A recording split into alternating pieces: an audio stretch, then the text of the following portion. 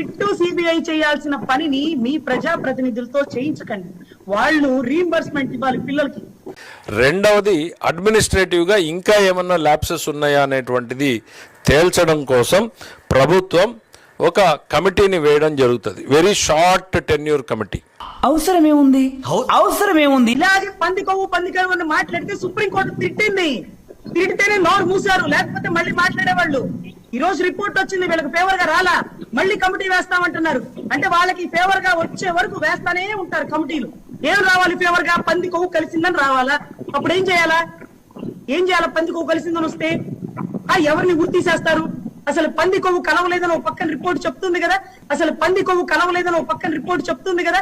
SIT అయితే మీకు నచ్చినట్టు చెప్పేదేమో, సిబిఐ నిర్ధారించేసింది దాంట్లో ఆ కల్తీ అంతా ఏం లేదయ్యా, స్వామి వారిని అపవిత్రం చేయకండి. ఏమైనా మాట్లాడతాం, జరిగిపోతుంది, నో విలువలు, నో క్యారెక్టర్, ఏదైనా చేస్తా.